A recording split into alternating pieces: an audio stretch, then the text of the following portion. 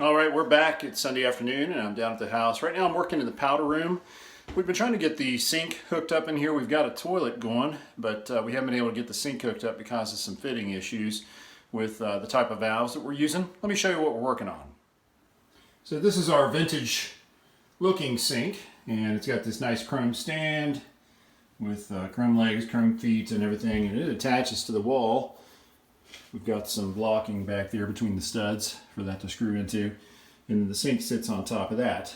And then we've got our plumbing and everything all set up. We got our faucet and all of our hookups are hanging underneath there. But the issue is this sink came with old-fashioned appearing shutoffs that match the vintage of the sink, and they don't work with these copper stub outs. These things are great for sweating on a valve or using a shark bite type valve, but they're not good for 1/2 inch NPT, National Pipe Thread, which is what these valves are. So the valves are designed to work with these drop-eared connectors that actually go back in the wall, and our plumber, when he was running all of our PEX, just by instinct, reflex, whatever, gave us the typical copper stub outs, which won't work. So yesterday I cut a hole and opened up the wall just to see what we're dealing with. I thought maybe I could use a PEX drop ear,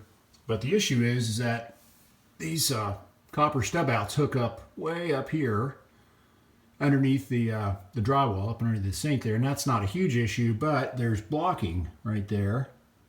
You can see it. That was installed for our sink. And so even if I was able to open the drywall up some more, the only thing I'd see is 2x, that 2x blocking that they ran in between the studs. So I'm not going to be able to pull the PEX out far enough to hook up that drop-eared connector and run that. So what I'm going to do instead is go ahead and cut the copper stub outs as close as I can get them to this reinforcing plate, this see this perforated thing that runs in between the studs. That's like a mounting plate, and you sweat the copper stub outs to that.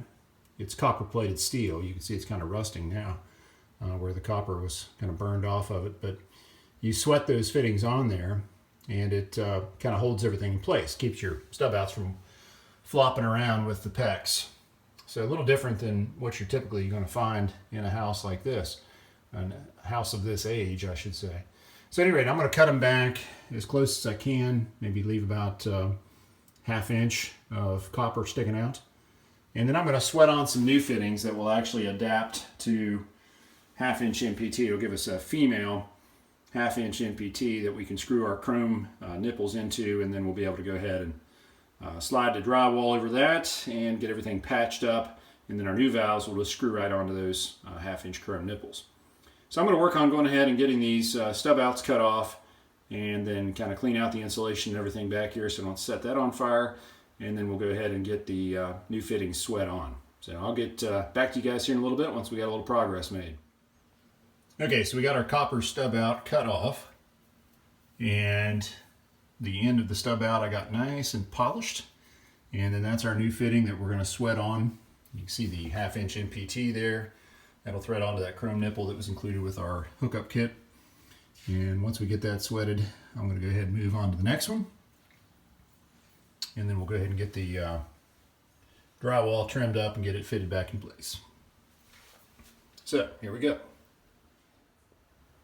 All right, so there we go. We got both stub outs cut off, and everything's been cleaned up, polished, and sweated in place. And now we've got our 1/2 inch NPT fittings in the wall. I'll have to put some plugs in there, turn the water on, pressure test everything, make sure we're good, make sure we don't have any leaks, and then we'll go ahead and get the drywall back in place. And then we'll be able to get everything mudded, sanded down, and then finally get our antique looking shutoffs installed and get this sink working.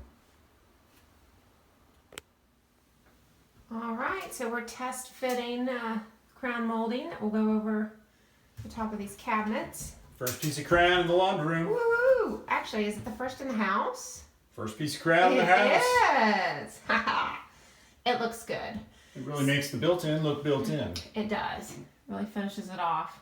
So we're going to take it down. I'm going to paint it first since we're going to do green.